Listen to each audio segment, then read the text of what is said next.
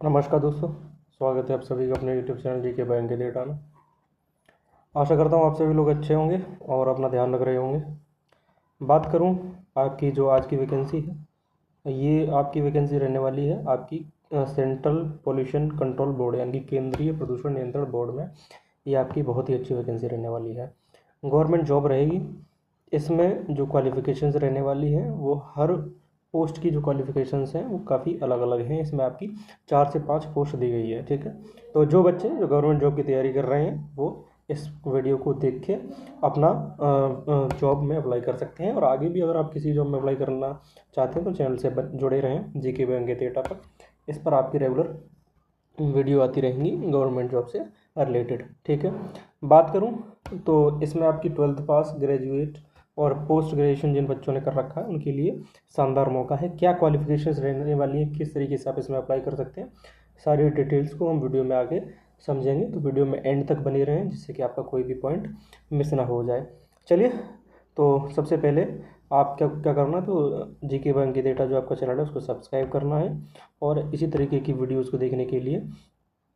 और आपका फेसबुक पर भी हम वीडियो अपलोड करते हैं, तो फेसबुक पर भी आप वहाँ पर हमें फॉलो कर सकते हैं जी के बैंक डेटा को। चलिए वीडियो की शुरुआत करते हैं बिना किसी देरी के साथ। बात करें इसकी तो सेंट्रल पोल्यूशन कंट्रोल बोर्ड यानी कि CPCB में ये आपकी वैकेंसी है। किस तरीके से आप इसमें अप्लाई करेंगे चलिए देखते हैं। सबसे पहले एलिजिबिलिटी क्राइटेरिया की बात कर लें, क्या इसमें क्वालिफिकेशंस मांगी हैं पोस्ट के हिसाब से। तो सबसे पहली पोस्ट इसमें रहने वाली है आपकी सबसे पहली पोस्ट रहने वाली है साइंटिस्ट डी की, ठीक है। साइंटिस्ट डी की अगर मैं बात करूँ तो इसमें आपका फर्स्ट क्लास मास्टर्स डिग्री आपके पास होनी चाहिए एनवायरमेंटल साइंस या नेचुरल साइंस, और फर्स्ट क्लास बैचलर डिग्री होनी चाहिए आपके पास relevant engineering and technology discipline, ठीक है। Candidate must also fulfil the prescribed publication और टेक्निकल रिपोर्ट क्राइटेरिया। ये आपकी साइंटिस्ट डी की आपकी क्वालिफिकेशन रहने वाली है। साइंटिस्ट सी की अगर मैं बात करूँ तो इसमें फर्स्ट क्लास मास्टर डिग्री आपके पास होनी चाहिए एनवायरमेंटल साइंस में या नेचुरल साइंस में, और फर्स्ट क्लास बैचलर डिग्री इसके साथ साथ होनी चाहिए आपकी जो आपका फील्ड रिलेवेंट फील्ड है यानी कि उससे फील्ड से रिलेटेड, जैसे इंजीनियरिंग, टेक्नोलॉजी, इनमें से आपका किसी में एक में होनी चाहिए। आपकी साइंटिस्ट की पोस्ट रहने वाली है। साइंटिस्ट बी की बात करूँ तो इसमें आपका फर्स्ट क्लास होनी चाहिए आपके पास, मास्टर डिग्री होनी चाहिए तो किस में, तो एनवायरमेंटल साइंस में होनी चाहिए, ठीक है। एनवायरमेंटल साइंस में होनी चाहिए और नेचुरल साइंस इनमें से किसी एक में होनी चाहिए। इसके साथ साथ आपका जो बैचलर डिग्री है वो भी आपकी इसी फील्ड में होनी चाहिए जो आपका ये एनवायरमेंटल साइंस या नेचुरल साइंस की, ठीक है।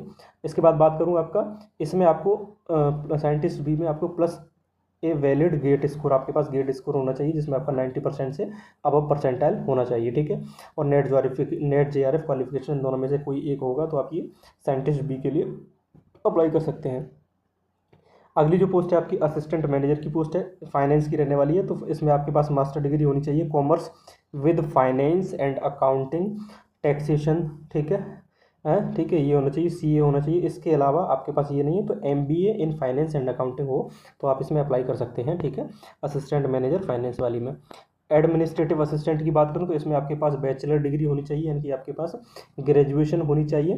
तो इसमें आपका सिंपल ग्रेजुएशन मांगी है। इसके साथ साथ आपको working knowledge of computer is required पहले first class post graduate degree is desirable, यानी कि आपको बैचलर डिग्री है आपकी इसमें एडमिनिस्ट्रेटिव असिस्टेंट में तो आपका चल जाएगा, सीधी सी बात ये है, ठीक है।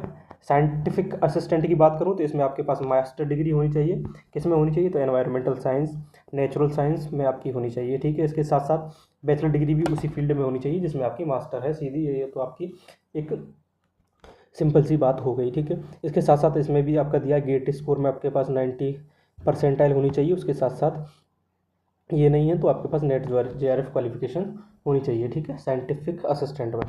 अब बात करते हैं अगली पोस्ट के बारे में, तो टैक्सोनॉमिस्ट की इसमें पोस्ट रहेगी, ठीक है। ये किस में रहेगी, तो इसमें आपके पास मास्टर डिग्री होनी चाहिए, ठीक है।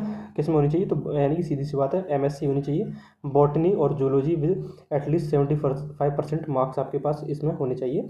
मास्टर डिग्री किस में, बॉटनी और जूलॉजी में होनी चाहिए, ठीक है। Candidate must also have a valid GATE score होना चाहिए 90 परसेंटाइल अबव, या ये नहीं है तो आपके पास नेट JRF होना चाहिए। देखो ये आपकी दो वैकेंसी हैं जो आपके 12th पास के लिए हैं। पहली है डाटा एंट्री ऑपरेटर, इसमें जो आपकी है तो first class data entry operator के लिए first class bachelor degree in science और BCA, ठीक है। 12th पास के लिए नहीं, ग्रेजुएशन के लिए। तो आपके पास या तो फिर BCA हो, यानी कि कंप्यूटर का जो डिप्लोमा होता है वो हो, बैचलर जो कंप्यूटर के लिए बैचलर का आपका डिप्लोमा वो डिग्री होती है वो होनी चाहिए। इसके साथ साथ आपके अगर ये नहीं है तो बैचलर डिग्री इन साइंस हो वो भी चल जाएगी, ठीक है। इसके अलावा इसमें आपका MS वर्ड की थोड़ी सी नॉलेज हो, उसके साथ आपका टाइपिंग स्किल टेस्ट होगा, क्योंकि आपका सीधे सीधे इसमें काम क्या है, तो डाटा एंट्री का काम रहने वाला है। अगली जो पोस्ट है वो फील्ड असिस्टेंट की है। इसमें 10 ये आपकी 12th पास रहने वाली, 12th पास आपकी 12th साइंस बैकग्राउंड से हो और 55% अगर आपके मार्क्स हैं तो इसमें आप फॉर्म डाल सकते हैं फील्ड असिस्टेंट में, ठीक है। बात करूं सैलरी डिटेल की, तो सैलरी इसमें अच्छी खासी है। साइंटिस्ट डी की आपकी 1,71,000 के लगभग आपकी पर मंथ पड़ने वाली है। साइंटिस्ट सी 1,38,000, साइंटिस्ट बी आपकी 1,25,000 रुपये रहने वाली है।